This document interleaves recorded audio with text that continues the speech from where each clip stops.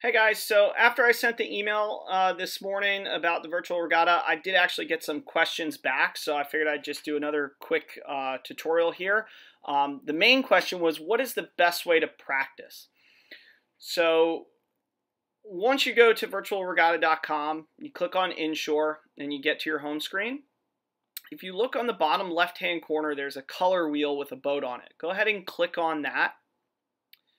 And that's going to bring you up into essentially your boat barn or your docks. And these are where all the boats are that you own, if you will, in the game. So you can click through them. If you want to, you can click that color wheel, and you can even change the color. As you can see, there's some prices, but I like the pink there that's free, so I'm going to stick with that for my 49er.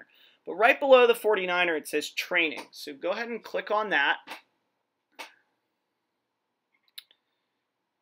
And as we load here, that will bring you up into your training program. Now, you're not going to be racing against anyone, but it's a really good way to just practice boat handling, controls, working on speed. So that's where you can find that to do a little solo session.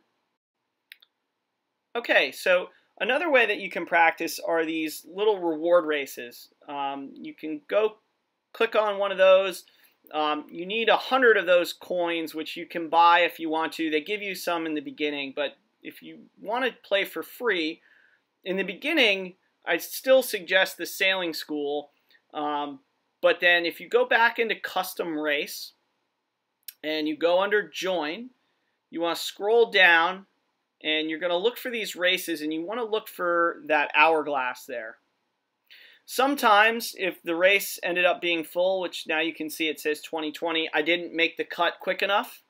So I'm just going to be patient. I'll just try and keep reloading and wait for another race to pop up here.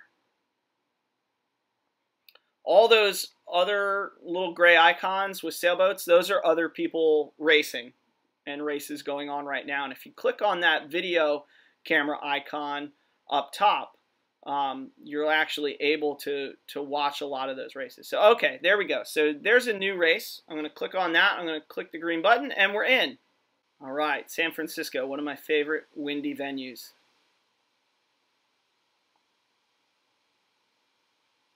Okay, so as soon as we come into the race, again, you're going to have all the buttons described to you down below on the bottom of the screen. On the left side of your screen, you can see all the other usernames or all the other people that you're sailing against, as well as their country of origin.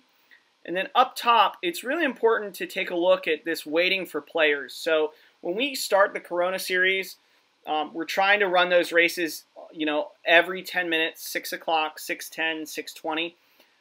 Those of us that are running the races are really looking at that waiting for players, because we want to make sure that we have all 20 of you. However, we can't wait all day to start a race. So when we feel like we have the most number that are going to be racing, we will start the sequence to make sure that we're staying on our time schedule. Once the race is started, you're going to get this prompt on the screen, and that's going to go ahead and start your countdown timer. As you can see, contact prior to the 1 minute will not count. Once the 1 minute goes into effect, they put this grid above the start line, and if you cross it underneath that 1 minute, they're going to give you a false start prompt.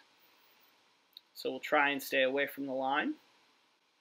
On the left side, too, you can see this little red exclamation point that comes up here for our friend Ali Z, and that's when a protest happens. So if another boat protests or breaks a rule, there's no protest per se. The game determines when you do or don't break a rule. When someone does break a rule, though, you'll be notified. Try to be right on the line there. So we're going to just dip right back to the line, but that's going to hurt us, as you can see. The ranking, as far as who's winning in the race and who's not, is going to be on the left-hand side. So because of our false start there, we're now in last, but we'll see if we can't dig our way out of it. But we're going to have to tack out of this bad air first.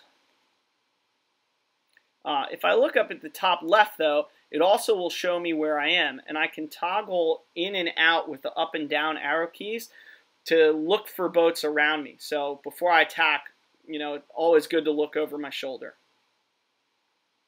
So I had a clear lane, and I can tack away. As you can see, there's a protest that happened in front of me there. So when a boat fouls another boat, they kind of get slowed down by the game, and they go a little transparent for a few seconds, and then after that, they'll come back online. Okay, so we were able to come back a little bit in this race to about 7th or 8th, and after our false start. So as we finish, once we've finished and we click the computer screen as it prompts us, we're going to go ahead and get our rankings from the race. It will take a little bit of time when we're doing the Corona Series, those of us that are running the race. If you finish, we have to wait for the boats behind you to finish. So just be patient. We are going to try and keep to that 10-minute schedule, but there may be some wiggle room back and forth. I hope this was helpful, guys. I hope you keep on practicing and are excited for Wednesday. I know I am. I know the other guys that are helping run the event are as well. And if you have any questions, please shoot me an email. I'm happy to help. These videos are easy to do, and I'm happy to do them. So again, hope you all are healthy, and we'll see you soon.